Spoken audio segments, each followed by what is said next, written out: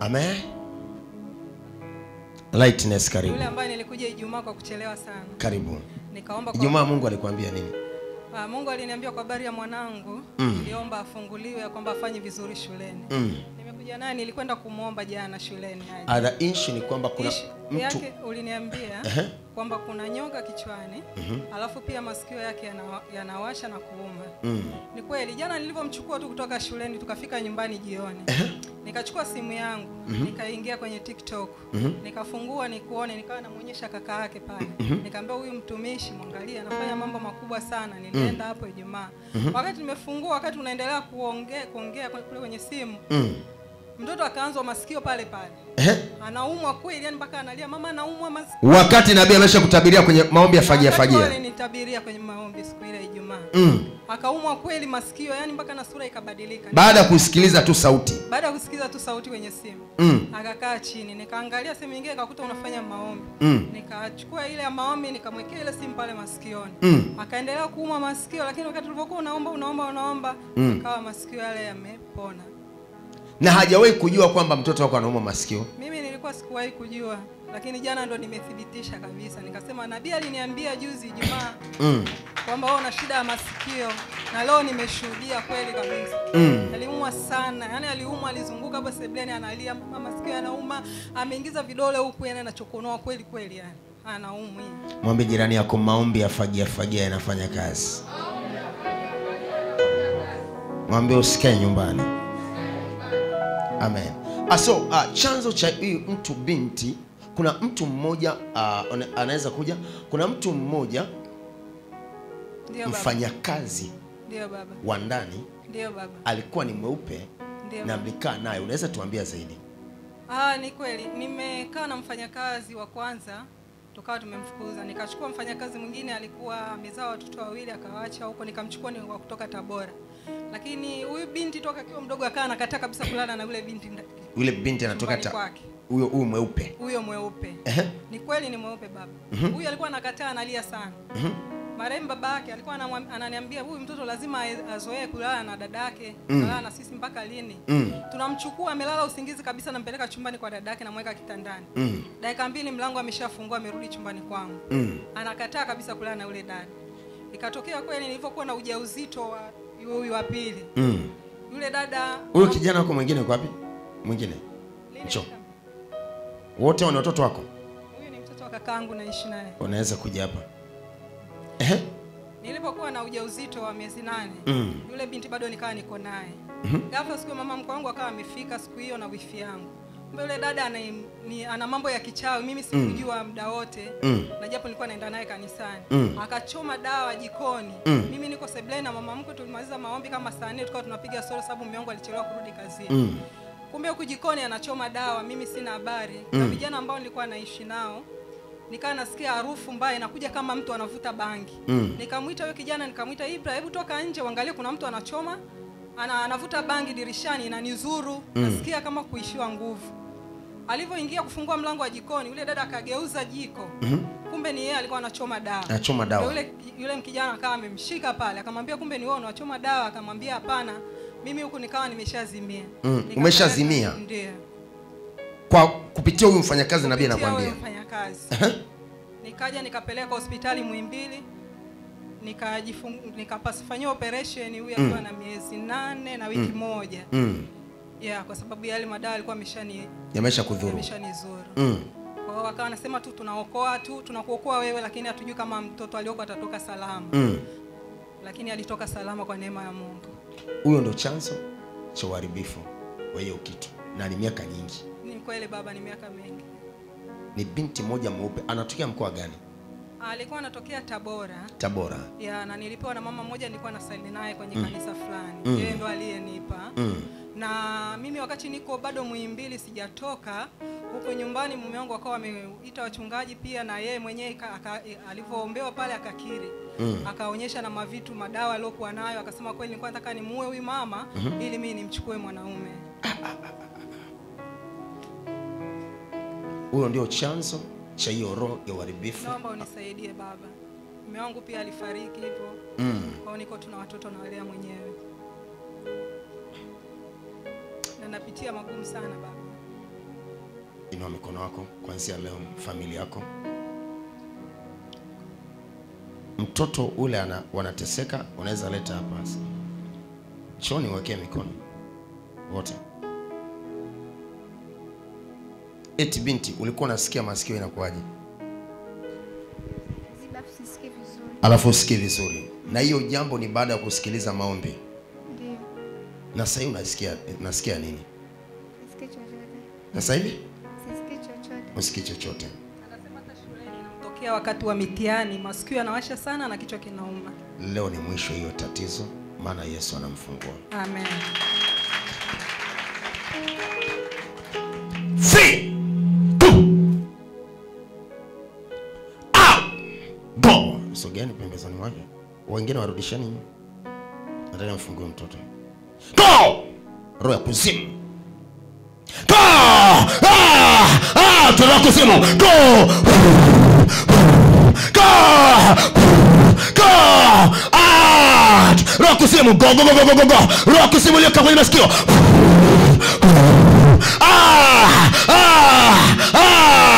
Free! In Jesus Christ's name. Kuanzia tarehe leo natabiri uzima na yule mtu alifanya mabaya miaka ile, mfanyakazi, kuanzia sasa umefunguliwa. Amen. Mlete hapa. Ufahamu wako umerudi. Nenda utafaulu. Amen. Wale wengine naweza kuja hapa. Unasoma ngapi? Amen. Mungu amekufungua. Amen. Kuna shida iko kwako. Unatokea wapi? Natokea Tegeta. Huyu maisha yake yameharibiwa huko mbele. Maisha ya kijana yameharibiwa. Kuna vitu ambavyo anafanya sio sawa sawa. Sana baba. Yaani vya kutuzunisha sana. Sana. Sana. So huyu kijana maisha yake yaliharibiwa siku nyingi. Yaani mpaka amefikia babake alimkataa kabisa, yani mimi nikabidi nimchukue, nikamwambia babake lazima mtoto aendelee kusoma. Babake alishakataa sana akasema. Lakini the issue ni kuna vitu anafanya ambavyo sio yeye. Ndio baba. Kuna mambo mabaya anafanya. Mabaya sana. Mabaya. Mabaya sana mpaka tumemnyang'anya simu kabisa, tutake awe na mawasiliano yoyote. Destiny ya kwake hamna kitu. Msaidie baba. Hatima kwake ni mbovu. Msaidie baba. Kijana, naweza niambia. Naam baba. Unasoma na ngapi? Mimi nipo chuo, nasomea auto electric, fundi wa magari.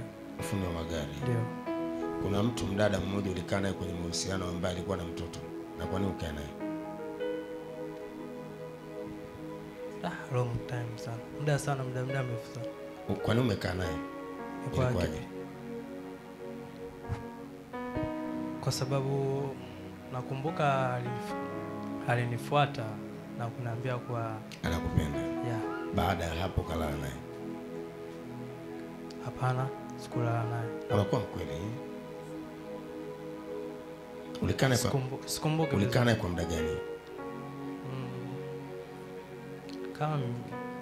Kama miezi mitatu miwili hivi na nusu. Iko wapi sasa? Kwa sasa hivi sijui. Wakati ulikuwa na umri gani? Na miaka kama 18 hivi. 18, 17.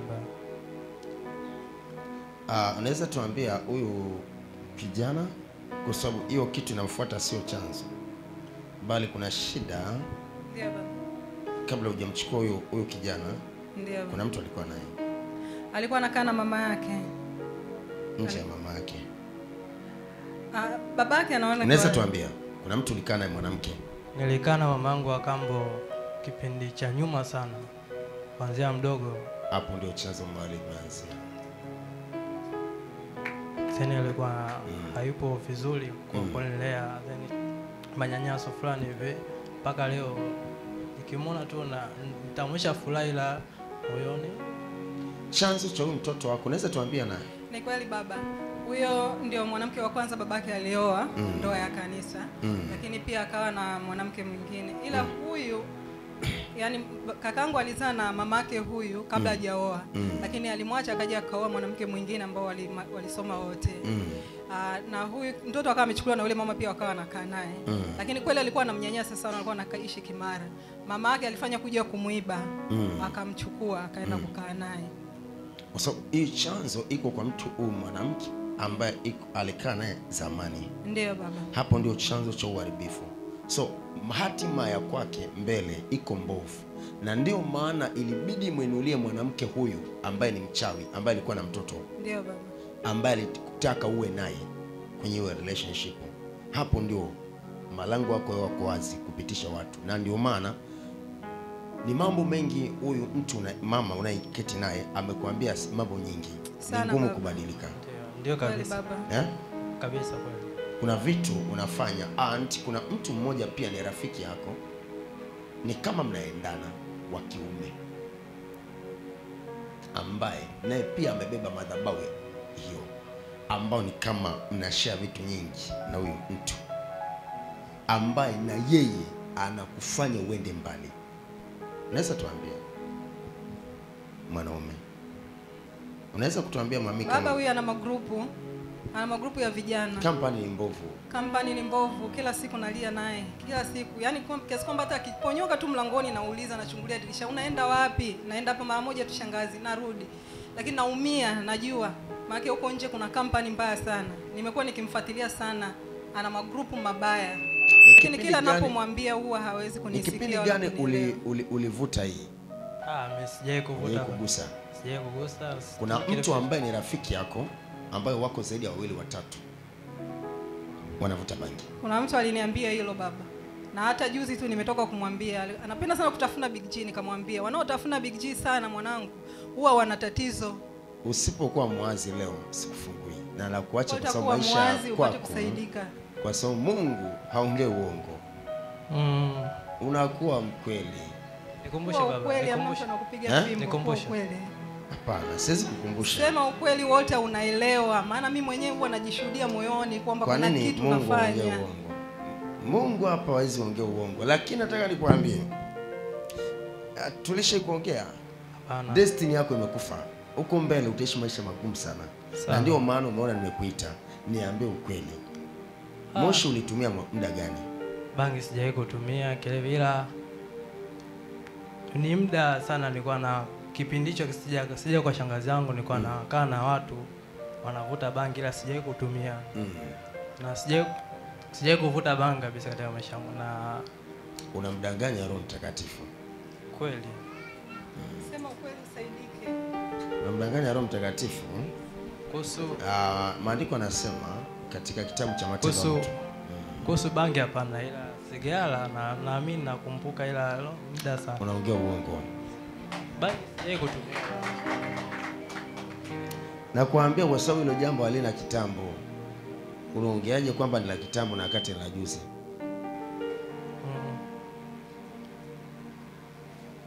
Usimdanganye Roho, kwa sababu maisha inakuwa ya kwako, kwa sababu hata this week umetumia hiyo kitu.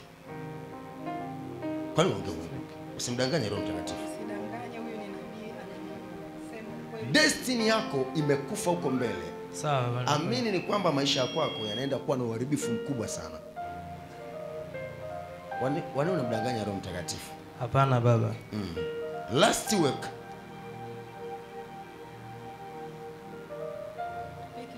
kuna mtu mmoja kijana ambaye ni black, ambaye anatembea yuko kwenye mahusiano na mdada mmoja mweupe, ambaye wewe ni rafiki yako, ambaye sasa utaongea nini na wakati ulikuwa naye, na hiyo jambo umefanya kwa kugongeana. Baba, nimekuwa nikiambiwa tu na vijana wapo mtaani, mwangalie huyu kijana wako hayuko kwenye magrupu ya kuvuta bangi, atavuta bangi sasa. Mungu kwa sababu usipo confirm, maana yake ile jambo siwezi kuomba, kwa sababu Roho Mtakatifu atakuwa amechukia ile kweli iliyoko ndani yako. Sema ukweli. Kuna kijana nipo naye, ila na mazoea naye, ambaye ana mahusiano na mdada fulani mweupe. Sio kweli? Kweli kabisa. Ile shida. Naomba tuombe toba, kwa sababu sio yeye. maisha yake aliharibiwa na mtu mwanamke, na ameshaharibu maisha yake siku nyingi, na hii hali anatembea nayo ni ngumu kuvuka, kwa sababu yeye bado haoni huko mbele. Mungu, nikiwa hapa, kule alikuona tukia saa nyingi hata kabla hujapita. Kwa maana yake ni kwamba destiny ikifa, na kuambia huwezi kufanya chochote kwenye maisha yako kufanikiwa, kwa sababu si imezikwa. Maana yake unatembea kama kopo ambalo ndani yake halina maji. Tuinue mkono wa kwanza, tuombe toba, tuseme Bwana Yesu, unapomsamehe huyu, mfutie kabisa huyo mtu aliharibu maisha yake, iwe mwisho. Amen. Njoo. Karibu. Swali yako ipi? Kwa nauliza kwa baba yangu. Anaumwa, alisema anaumwa, kaenda kupima hospitali, vipimo vyote hadi ukimwi, ila hana tatizo lolote. Ila kila siku ananiambia mwanangu niombee. Mimi naumwa sana. Kila ukimwangalia vizuri, hiyo jambo Mungu alishafunua saa nyingi. Lakini nataka tufute mauti, kwa sababu Mungu alishaongea kwamba huko kwenu kuna mtu atakufa. Tusaidie baba. Tusaidie baba. Naomba tuombe wote, Mungu atatusikia. Tuseme Bwana Yesu. Bwana Yesu, tumeomba toba na rehema. Tumeomba toba na rehema. Akafunguliwa kabisa. Ugonjwa ambao umekaa pembezoni mwa ubavu wa kushoto, akafunguliwe katika jina la Yesu. Amen. Kuna mtu anahusika kwenye hiyo kitu ya baba yako, ila ni mwanamke ambaye ameingia naye kwenye mahusiano, ila wameshaachana. Kuacha huyo ambaye uko naye. Ndio najua. Unamjua huyo mtu? Ndio, ni mama yangu mwingine tena. Ndio. Hapo ndio chanzo cha ugonjwa wake, lakini mmeshakata hilo jambo na amekuwa huru. Asante sana baba. Basi Mungu akatende kwenu.